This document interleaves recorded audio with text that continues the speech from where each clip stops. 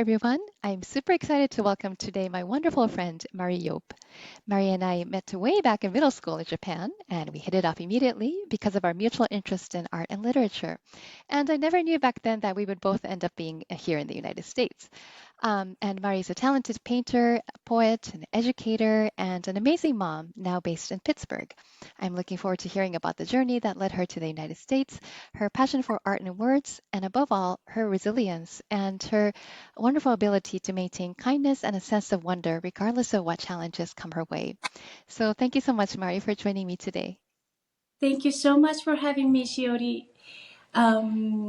It is such a pleasure to be here and part of your wonderful podcast program. And I'm flattered with all your sweet words and almost brings me tears at the beginning. But yeah, I'm excited to talk about my past decades in US and Thank you so more. much. Yeah.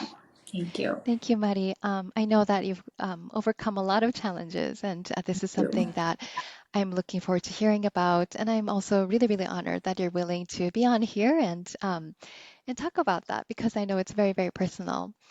But first and foremost, I wanted to start from the very beginning. So please tell us where you were born and raised. Sure.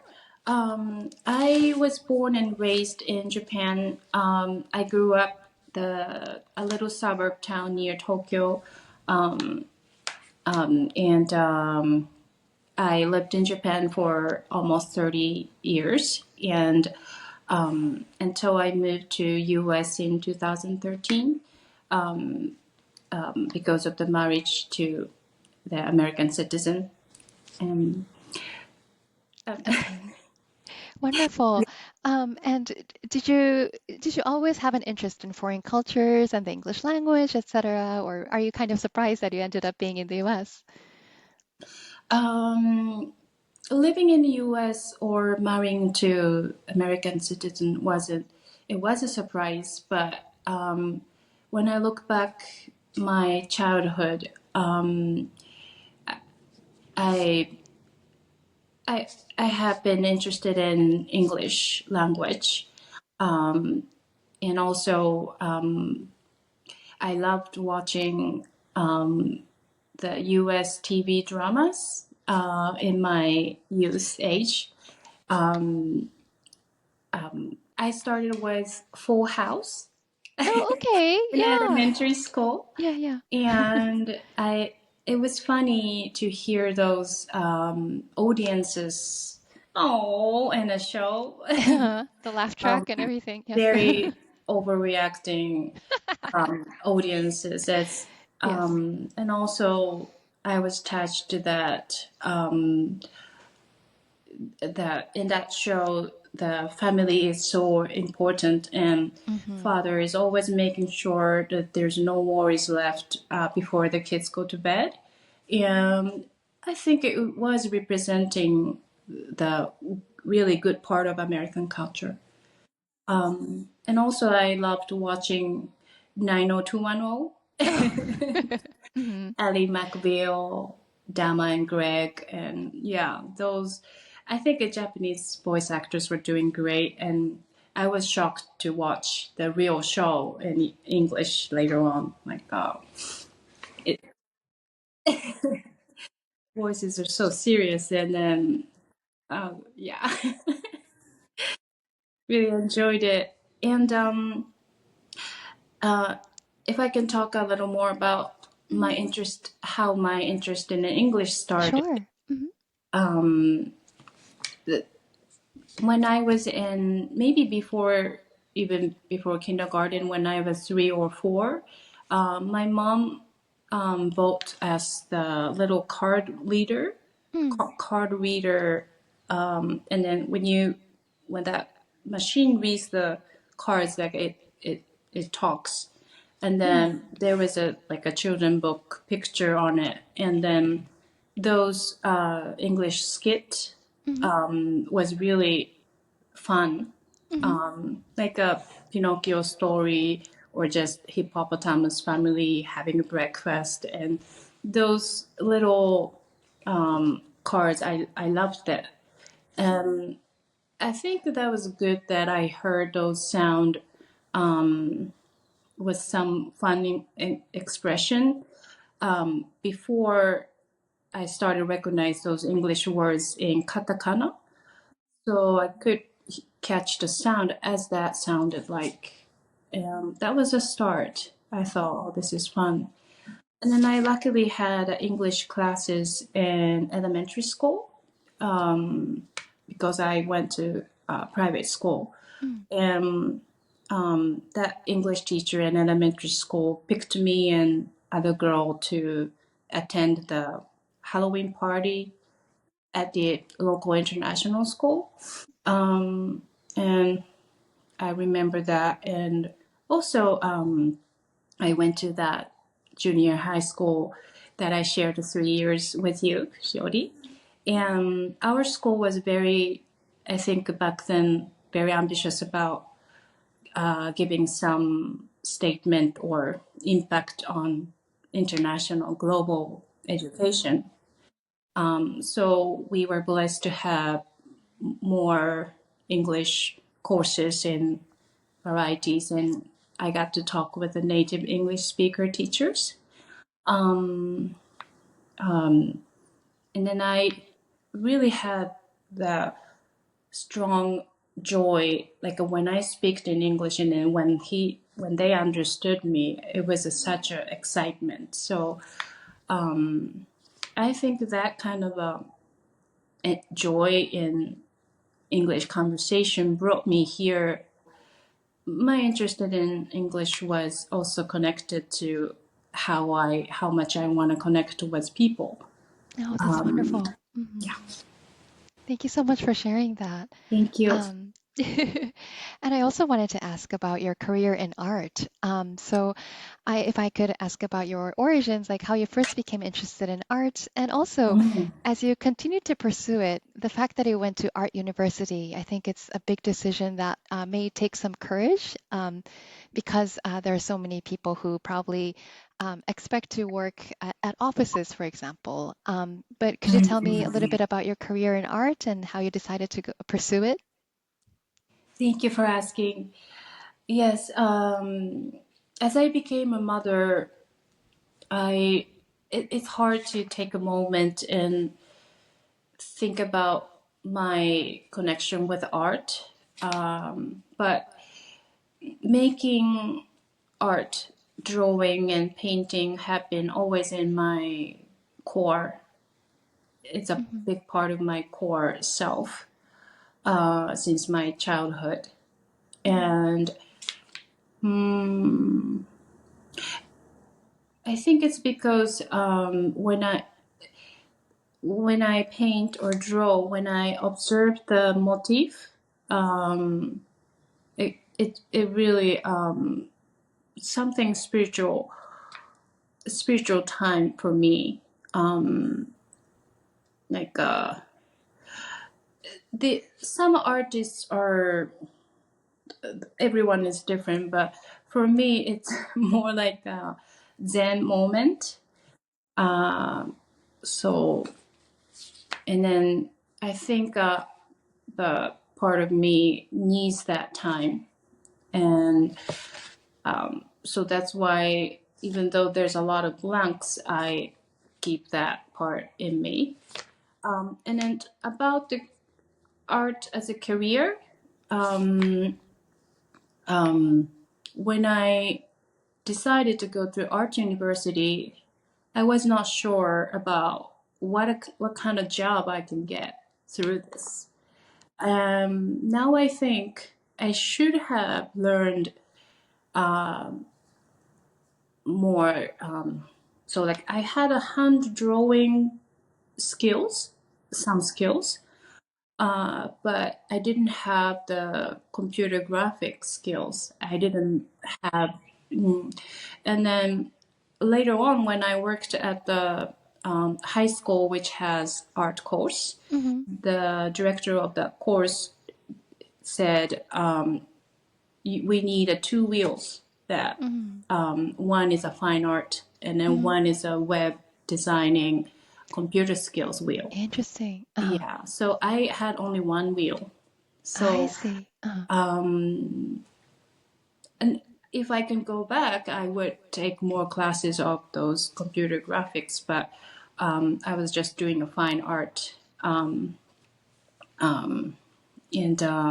the only decent job I could think of was a teaching job. I think a lot of fine art major students think that way. So I got the teaching certificate and I worked as a teacher, ended up to be 8 years in Japan. And those 8 years have means a lot to me. And I did enjoy teaching art. And the kids who likes art has some mutual feelings that like they want just have a quiet space and then they think things a little spiritually or philosophically. Not everybody, but that they have that tendency that they can't fit in the real world or they're tired of the stress in the real world and they want something to heal themselves by art. So it was really great when I met that kind of students and then connected and then we could share some artistic time. But especially in a public school, there were so many miscellaneous other jobs than teaching art. Like Japanese, I mean, I never taught in US, so I can't tell, but they're doing accountant, Oh, wow. event planner. They're so Mm, multitask. And yeah. then at the end of the day, I can finally score my artworks. It was Hmm. like that. And then I would have been exhausted if I didn't have a choice. If I kept being an art teacher in Japan, it would have been challenging I as see. well. Yeah. Okay. Thank you so much for sharing that. And I also wanted to ask a little bit more about the motifs that you mentioned. Looking at the artwork that you sometimes post on social media, etc., it seems like there's like a common theme, and you seem to focus a lot on plants and flowers and a lot of nature. So I was wondering why you tend to focus on that. Like, is that something that you're personally interested in? Yes, thank you for asking. There's my little piece of a pear back there. I didn't realize that. I always am fascinated with nature and amazed with the lines and like the beauty that plants create. Landscape as well, but it's more focused on the flower itself. When I follow the lines of the flowers, I am kind of free from seeking myself. I am Oh, like interesting. there is something better than all my personal struggles. Like it's something maybe spiritually, like a something leading me towards something better. Like when I try to follow the lines of lanterns or flowers or leaves or tree branches. It just I am following something that already there and beautiful and something magnificent Hmm. Hmm. is there. So it's like it's a little cheesy to say, but like a nature Hmm. itself is like a teacher. Hmm. They're like telling me what to draw. And when I just compare my drawing and the real nature, the nature is always more beautiful and sparkling. And then, oh, maybe I'm not drawing this line right. So that kind of a moment makes me feel humble.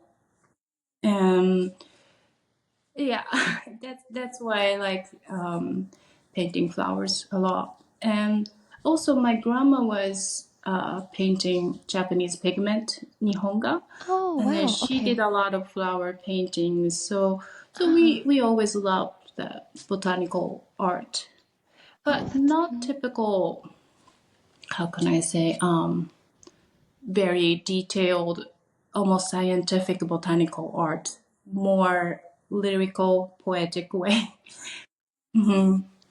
Thank you so much for sharing that. I think that's so wonderful, and it really shows your personality as well. Because I feel like a lot of artists, it's kind of like very subjective, and the human is in the center, and they're trying to capture what's around them. But you said that you're letting nature guide you, and Mm-mm. it seems like your hand is also like almost moving on its own. And I think that's a wonderful way to think about it. And also the fact that you said that it's really humbling to see nature. I think all of us can relate to that when we go to, I don't know, national parks or something like that, when we're in awe of the Grand Canyon or something big like that, then Mm-mm. immediately we see that all the problems that we're struggling with are so tiny and we are Mm. just part of this really big universe. And so I think there's a lot to be learned from that. So thank you for sharing. Oh, thank you so much for understanding.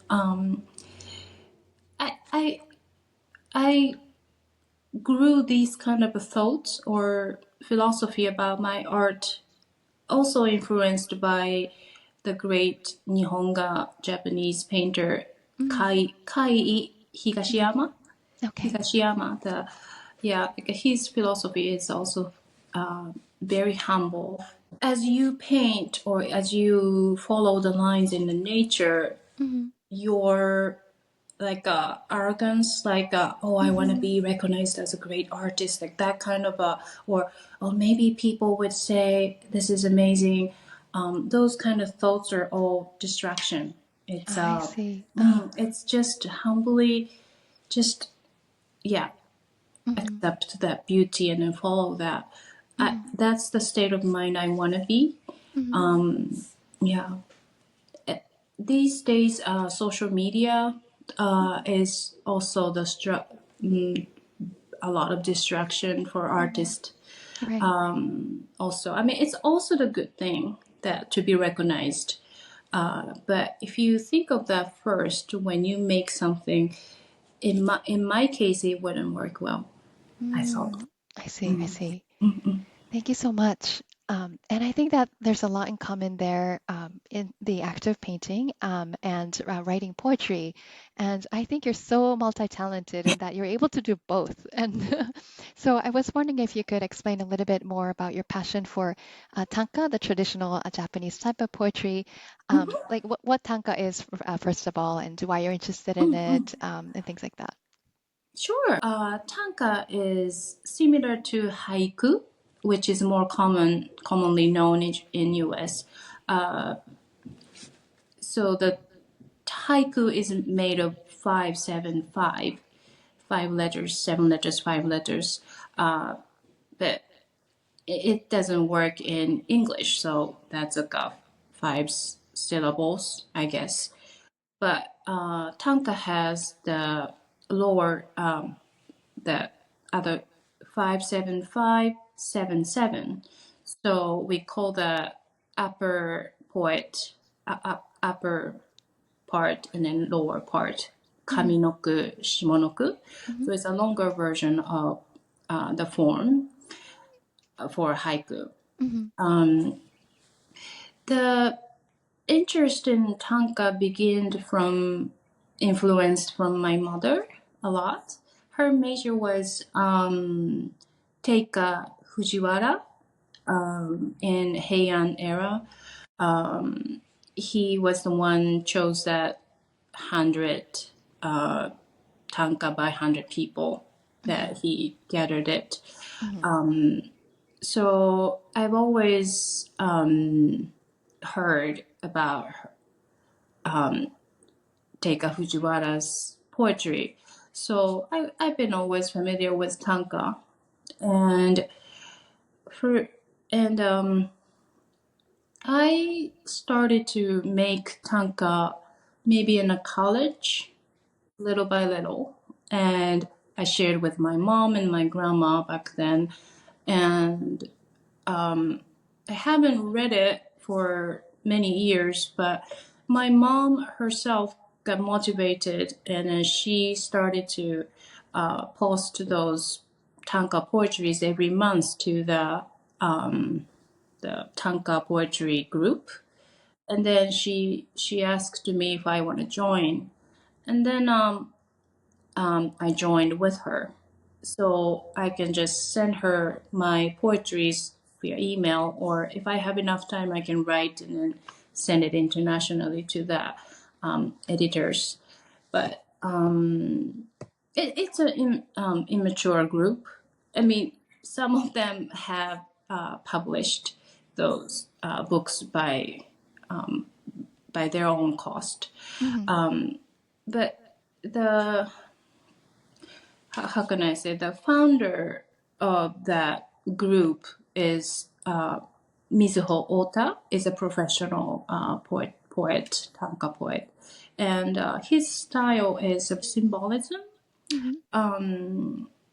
It's like a style of tanka, very similar to Teika Fujiwara style. So seeing some symbol in the nature, Mm-hmm. and then it really fit me, and I've made poetry, and then I could send them every month for a year before my son was born. Mm-hmm. And the tanka is very unique style in Japan, and all those order of the words, and one letter could change the nuance. Mm-hmm. Mm-hmm. And then that's something very hard to translate in English or Right. in any other words. Mm-hmm. It's almost like you have a long story to tell, but Tanka can concentrate the essences and then have reader imagine the rest of the story. That's a really great form of a poetry, I Mm-hmm. think. Mm-hmm. Mm-hmm. Well, thank you so much for sharing that. I really think your poetry is very ephemeral, and Thank you. I think your vocabulary is just amazing because you often use Oh, archaic expressions too, and you can tell that you're incredibly well read, and you just know all these yeah, these words and expressions that a lot of people probably wouldn't come up with off the cuff. So I think you're very, very talented, and thank you so much for oh, sharing thank you so much. that. Um, as I speak almost only in English all day here, Mm, every day, it's hard. I have to look up a lot of words in Japanese. mhm, When I make like oh, is there any other words more suitable? mhm, But that's really fun, and then it's nice to use that part of my brain. mhm, mhm, I felt like when I speak or read and write in Japanese, I have so many colors on my palette. mm, But in English, still I have basic colors on my palettes, and then I have to mix it mhm, in many ways. So that's how I feel. I have less color palettes mm. in English, but I never thought about words and vocabulary like a palette. That's so beautiful, and it oh, really works. Like that analogy, especially because you're an artist and a poet as well. That's really thank you. cool. Yeah, I just felt that visual image the other day. Yeah. Ah, that's very nice, very nice. And I just wanted to shift gears a little bit, but may I ask what led you to the US and how you met your Oh, husband, things like that? sure. I met my husband at the private school I was teaching art for the middle school students. He was Saturday English program teacher, so he happened to work on the same floor in the building just once a week, and then just we chatted on the hallway, and then That's so cute. It ended up to believe that he's the one. Oh. Yeah, but I think what made me decide to immigrate to be with Hmm. him is because he and I had a lot of mutual that spiritual kind of thoughts about nature. Interesting. And it's Hmm. very rare to find somebody having that feelings. And also his major was also art. His art style is different from mine. He's more realistic. That's really wonderful. Mm, And it must have been a really big decision to come to the US because you had family that um, you probably felt sad about leaving behind. But how was that transition? And after moving to the US, like how did you overcome any sense of loneliness? How did you build your community? mm. Um, the first year, I felt like every night, like I felt, oh, my brain is really a muscle. Like I had a muscle pain that Really? I I keep translating myself, and Mm. the speed between my thoughts, my words, and translating, and then listening, translate, think about it. Like those kind of a speed wasn't fast enough the Hmm. first year, so I just brainstorming Hmm. it was tough. And but I feel thinking about loneliness. Mm, I was fortunately I got to meet my husband's friends in Pittsburgh Bonsai Society. My husband does a bonsai, by the way. Those group of people were maybe the first friends group of friends outside of his family. They were very welcoming, and I didn't have the driver license or car, so I was just basically living in a neighborhood, just walking around the neighborhood, and until I get the working authorization. So I, I might have been lonely, but I tried to paint at my husband's mom's house Hmm. while we were living there. When I started working at Trader Joe's for the first time, sometimes I didn't get that fast joke or like a just chit chat, quick communication, and then I didn't get it, and then I wish I could. And I thought I could be more expressive and fun to talk with if I could talk better. Hmm. But I didn't really have a time that I missed Japan so much that time. I see. I was determined to have a new life in US, and I had to be independent from my mom and anyway in Japan. So See, I see. And I think it's wonderful how you found a community in Trader Joe's. Of course, you submitted an application, but aside from that, you created this wonderful Trader Joe's sign, right? And with yes, your art, and you're like, this is what I can do. I think that's yeah, really amazing because it shows your strength. Because mm, talking like this, you're mm, always so soft-spoken, and you're a creative soul, and we have like slow conversations like this, but also when it's you have this really, yeah, how do I say it? Like resilience, and mm. you have the ability to take a quick action and quick wit and to be able to think outside the box like that. I think that takes a lot of guts and talent. And Oh, yeah, I just love that thank beautiful you, sign that you made for Trader Joe's. thank you so much. Yeah, I made it hard for them to say no. Well, Yeah, the first 2 years, I was lucky to be able to work as a sign artist. Mm, Trader Joe's, one of their unique features are the having a handwriting sign, mm, handwritten sign, hand mm. drawn signs, and then I was able to make them, and it was connected to the art career, so it was fun. And but most of all, I really appreciated the trust that store Captain Jess, she gave in me. Like my English wasn't, it was far from perfect, and but even though she saw that my personality, it fits Trader Joe's philosophy. So everyone work there.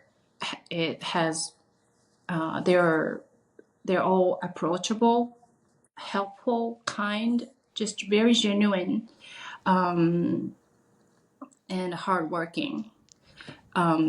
Like outside of the store, sometimes it gets the problem because we look too friendly. So people just yeah, like when you just want to stay away from people connection. I'm sorry, just I thought of that when I was taking a walk alone at the park the other day. A lot of people asked me about things, and maybe I look too Trader Joey. Too helpful. Yeah, to look, she looks helpful. Like, let's ask her. And then, That's so but funny. yeah, Uh-huh. so yeah, those kind of people are working there, and Mhm. then it's wonderful that going to work feels more like a meeting with friends or That's family. nice. Thank you so much. Yeah.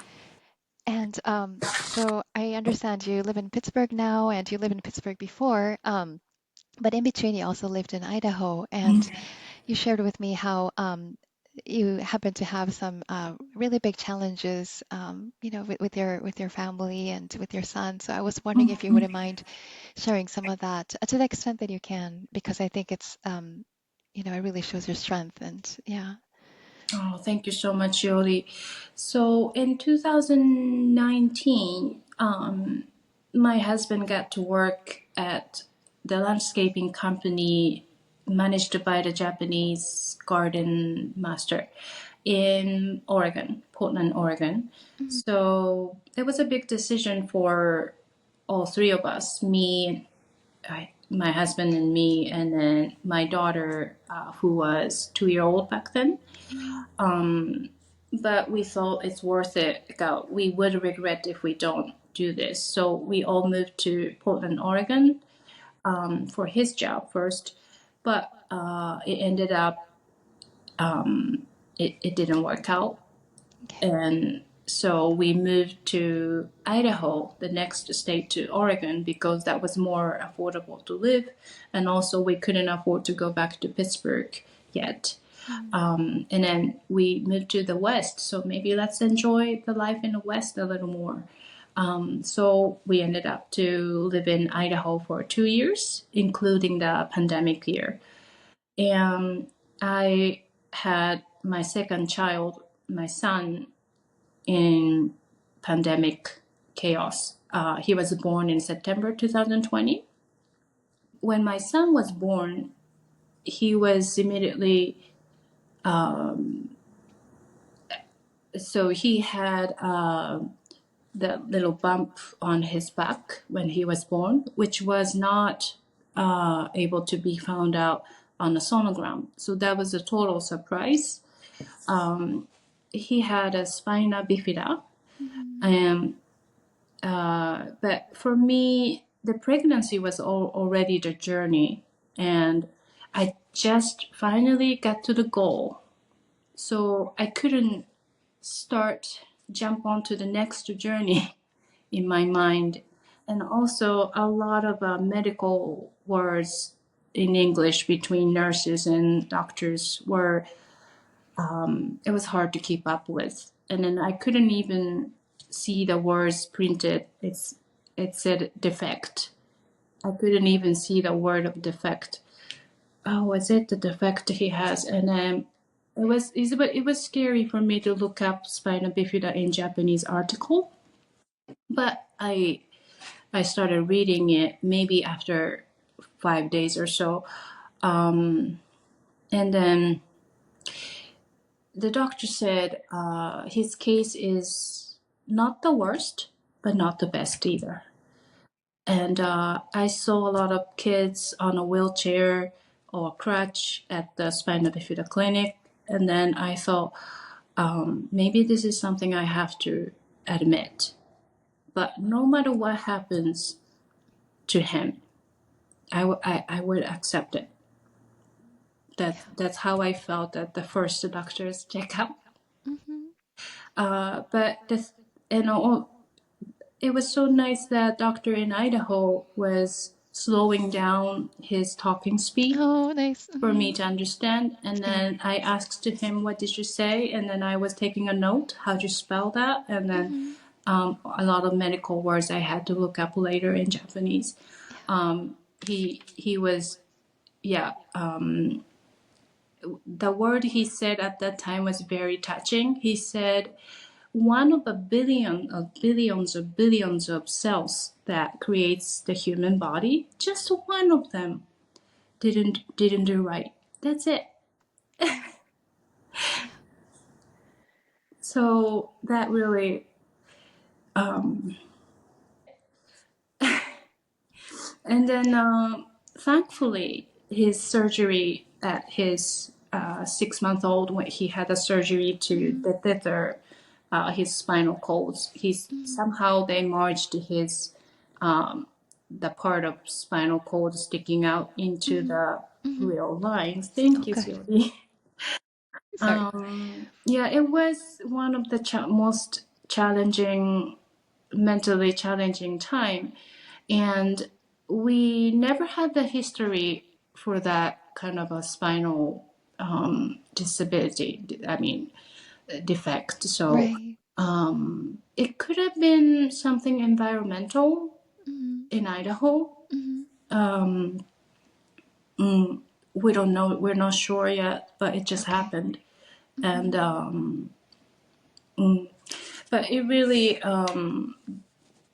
brought my husband and me closer, and I feel really blessed that he's now able to walk and run and dance. That's He good. he might. We still have to keep an eye on his growth, and he has a delay in his speech because he had to focus on a physical delay at the early age. Now he has a delay in other field, but it, it's okay. I Mm-hmm. um, I think he's keeping up, Mm-hmm. Mm-hmm. catching up. And I think like international marriages and moving to another country is already challenging to begin with. And to also have this other new challenge with a newborn during the pandemic, and you're also raising another toddler, and like that's incredible. And I think um, you and your husband went through a lot, and of course your daughter as well. She's such a good big sister, seems like. Thank you. And of course your son, he's a little champion. Yeah, He seems really happy, and I would really love to meet him at some point as well. But yeah, it of seems course. like you have a really close family, so that's wonderful to hear that he's in good health right now. Yeah, Yeah. thank you. Um, about the international marriage, yeah, we had a lot of up and downs, Hmm. and one of the things is that the Japanese way to communicate is often very indirect, and you expect something without telling, and then when it's not responded in the way you hoped for, you get offended. Right. But for American husband, he had no idea. So that's kind of common causes for our argument. Yeah, often with his family members as well. But I see. as long as you're family, you have to talk it out. And yeah, Mhm. we've been hanging in there. Mhm. Mhm. Yeah. Yeah. Um, and I wanted to ask if you have any advice for others because you amazingly keep this kindness and sense of wonder that I mentioned in the very beginning. And despite these challenges, you never like lash out at others. You never seem irritated. Like you always seem very calm, and that's something that I really admire about you. So, yeah, how do you do that? And how do you not only being kind to others, but how do you maintain this appreciation for beauty where you can actually say, okay, that's that, but now I'm going to focus on this poem or I'm going to focus on this art, etc. Well, when my husband read the part that you said I have ability to stay calm. He started laughing hard. He said, "Oh, right, you're right." Right. So I am not calm with the closest person in the world. Mm, I showed him worst version of myself a lot, but he's mm, putting up with me, thankfully. Uh, but um, mm, I, mm, a lot of struggles with people. It's really about forget and forgive. But also, I think, especially between Americans, I feel like there's always like the chance to make up, like express how you felt honestly. mhm, Sometimes it's harder in Japanese culture. mm, Just instead of talking out loud, to be honest to each other, they just we in Japanese people tend to just block them mhm, sometimes. mhm, mhm, Yeah. Um, about me staying positive, or I think from the bottom line, I believe that the good thing in people and mm, beauty in the world that mhm, not loudly told, but there is a beauty when you when you have the eyes to find it. mhm. I Mm. see. That is very, To very powerful. trust in Mhm, people. mhm, Yeah. mhm. Well, thank you so much. Thank And you so much. would you have any advice for people who might be in a similar situation where they are working or living in another country or struggling with, yeah, building their own community or changing identities, etc.? For me, having connection with Tanka poetries, uh, and also I love listening to rakugo, and yeah, like it's something that connected to Japanese language is part of myself, and so I think it's important to have the time to enjoy the beauty of Japanese, no matter where you are.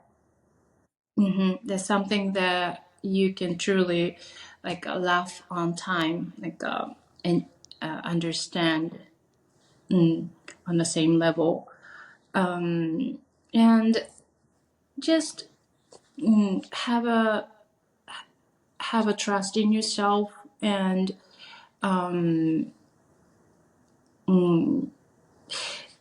like always try to be a conversation starter. like make a first step. Yeah. Hmm. Oh, thank you so much. Um, yeah. The I like the way that it's said in the movie Castaway that Mm. the wave will bring what you need. Like Okay. you get what you need, and there's things you could make a good, better change in everywhere you go. That kind of Hmm. positive thinking. Hmm. Mm. Thank you so much for sharing that. I really do appreciate the way you, yeah, always stay positive no matter what, and your outlook in life. I think it's very poetic, so to speak. You always see the beauty in not only aspects of nature but also people as well. You said that you believe in the goodness in people, and I think that's a really powerful way to think about it. So thank you for sharing. Mm. Thank you so much, and I'm very honored to be a friend for almost, wait, not 30, 25 years, Yeah, something right? like almost 30. No, no, no, no. Yeah.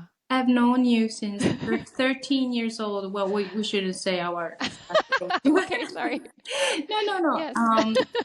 You're just such amazing lady. All Okay, right, thank I'll see you you. soon. All Thank you. right, thank you so much. Thank you so much. Thank you.